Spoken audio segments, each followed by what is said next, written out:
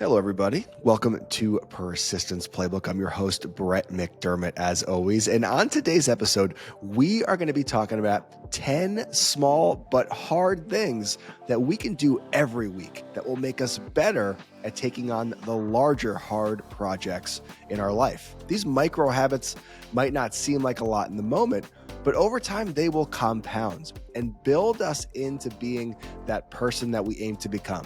The one that makes promises to ourselves and keeps those promises, regardless if we feel like it or not. 10 things you can do this week to build more grit on Persistence Playbook. All right, everybody, welcome to the show. Just me and you guys today. We are going to hammer down a list of 10. As you know, I love a good list. Who doesn't? I mean, I'm just so much more likely to read an article online if it's in list form. Like if you just give me an article with a bunch of information but no numbers, I don't know. I'm probably going to skip that article. You could take that same exact information and put it into a nice, concise 10-point list, and you've got me. You've got me for the duration, sports fans. I hope you all feel the same. All right, so here we go. Number one, right? The number one small thing we can do on a regular basis that's going to allow us to get better at doing hard things in our day. And I know you've heard this one before, and it's one that I've honestly avoided as much as possible in my life because I'm like, you know what? I'm doing fine without this thing. But I've started doing it recently, and I got to admit, and I almost kind of hate to admit it, it works. And I am finding myself following through more in my day while I do this habit. Anyway, I don't want to build it up too much, but it's take a cold shower. I know. Nobody wants to take the cold shower. And believe me, I hate cold showers. I hate cold weather. I'm a guy that kind of actually runs a little bit on the cold side. So I'm kind of naturally, I think, 5% colder than most people. So a cold shower for me is absolute hell. But I think that's why it works. A brief shock to the system that builds mental toughness and tolerance with discomfort. That's what a cold shower is. Now, you don't need to jump right into a cold shower this morning and take a full 15-minute cold shower because in all honesty, you're probably just not going to do that. Well, what I found works for me is start with the water temperature, however you like it. I like it pretty warm. And at the end of the shower, crank it to the cold setting. And then just finish your shower with just an absolutely diabolical cold spurt of nothing that is enjoyable. I mean, I can only tell you that I really hate this part of my day, but it does allow me to do more with the rest of my day. It just does. And it trains the brain to do things even when we don't feel like doing them. So for me, I've just been building slowly over time. I just add a second or two to that cold shower portion every single day. I count it out loud. 1, 2, 3, 4. And it's funny with the really cold water, you'll almost feel like you're hyperventilating. You'll have to take a small breath in between every number that you count. I mean, it's really not fun, but it works. Give it a shot today, guys. Finish your shower with 5 seconds of cold, and then tomorrow do 6, and then the next day do 7, and just keep building from there. And you'll be surprised. You'll start to see it show up in your day. You'll start to do more hard things during your day. You'll start to keep more promises to yourself, even when you don't feel like keeping those promises. All right, guys, hammering down the list. Number 2 is do an intense workout or try a new physical activity, right? Push yourself beyond your comfort zone, whether it's running a longer distance, trying yoga for the first time, or doing a higher rep range during your strength training workout. Whatever it is, just turn the intensity on your workout up a little bit this week. Maybe try something new, try a little bit of cardio if you've only been focused on strength training. Turn that intensity up. Maybe take a class. You know, those classes out there, if you haven't taken one of them, the Barry's boot camps of the world, those are menacing. I mean, they will have you walking around huffing and puffing with your hands on your hips, but it will also train your brain to start leaning in to these hard things that we know we need to if we're going to make a special impact on this planet. All right, guys. Number three is practice daily mindfulness or meditation for 10 minutes. Quieting the mind regularly will build focused and control over reactions to stress. And it's not easy. I think a lot of people avoid meditation because they know they have a very busy mind and they know it's going to be hard. It is. Just sitting in a chair and doing nothing for 10 minutes shouldn't be hard. But in the year 2025, it's freaking hard. Because we are just so conditioned to stimulus all day long, whether it be our computers, whether it be TikTok, whether it be texting everyone we know all day long. We are like little stimuli gerbils. We're just seeking it out all day long, looking for little dopamine hits, and just sitting with your emotions, with your breath, with yourself for 10 minutes for a lot of people sounds like torture. And that is why it is so powerful. So listen, meditation's got a lot of benefits. It actually makes the part of your brain that deals with emotion control and resisting stimuli and the ability to focus, basically just the ability to be a more effective human being. That part of your brain gets denser on images like real science. You can see people that meditate 10 minutes or more a day over a certain period of time. I think it's 3 or 4 months.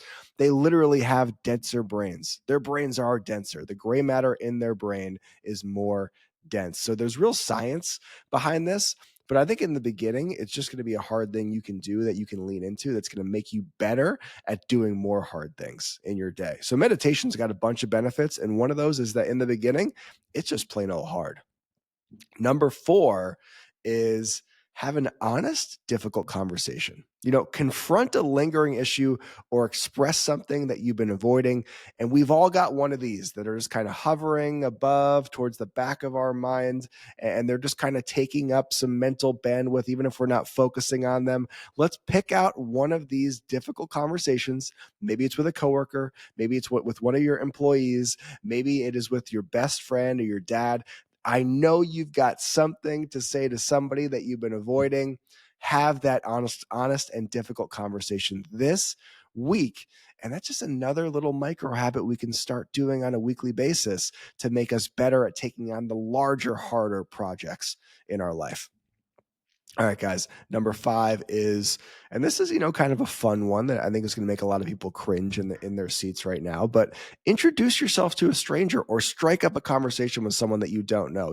Maybe it's you and a guy ride an elevator and you like his shoes, say something about it. Say, hey, I love those Chucks that you got on. Where'd you get those? There's a little bit of courage involved in talking to strangers, even in such a low pressure situation like this. There still is a little bit of fear that builds up in your chest when it comes to talking to someone we don't know. It's something everyone deals with, whether you're an introvert or an extrovert. It's part of life. But I think the more that we can not ignore, but lean into this fear and do this specific hard action, that for one, we're going to start to see some social benefits. We're going to just enjoy the feeling of bouncing energy off of people throughout our day. But it's also just a hard thing. It's a hard thing that we're going to lean into on a regular basis. That's going to make us better at doing other hard things.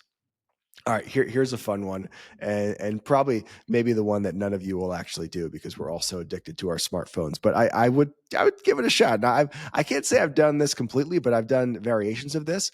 Go a day without any technology distractions. No phone, no social media. Use this time for intentional activities or even silence with yourself. So shut your phone off the night before, and when you wake up, don't turn it on. I know it's a wild concept, right? And maybe don't go the full day, but why don't you go till 3 or go till 5 o'clock with no TV and no telephone and just focus on some deep work for a full day. This is going to be hard because we're so used to just picking up that phone and pressing that dopamine button, 50 to 100 times per day. Some people press that dopamine button 50 to 100 times per hour. I mean, we are really addicted to our devices in this day and age. Try going one day without it. It's going to be really difficult, but it's going to strengthen that grit muscle. And that's what we're going for. All right, guys, hammering down the list. Here's another one that's kind of in line with the tough conversation. I'd say like a cousin of that bullet point is to apologize to someone, even though it's tough. Make amends for something, no matter how small, to practice vulnerability and humility, which are tough things to practice, my friends. And it's something that a lot of us don't put into action enough. So think of something that you did wrong in your past, and we all have a list of those things for sure. And make sure it's one of those that you never made amends on. And it could be something really small. And maybe it happened a long time ago. Call that person and apologize. It's going to be hard. You're not going to want to do it. You're going to feel a lot of resistance in your chest to this action, to this to do on your list that day. Do it. Lean into it. Do the hard thing to get better at doing other hard things. All right, guys, here's another one that is pretty fun. Not fun. None of these are fun. These are hard things, but they're going to make you a better person. They're going to allow you to make a greater impact and leave a more fulfilling life. But here goes number 8. I think we're on number 8. Hope I didn't lose count here. Say no to something you want, but you don't need. Build that self-control muscle by skipping a purchase. Or maybe you're at a family dinner and everyone is mowing down on ice cream cake and you actually skip it that day. And that's going to help you to control impulse activity. Now, that's another thing that meditation does, is it helps you to control impulse activity.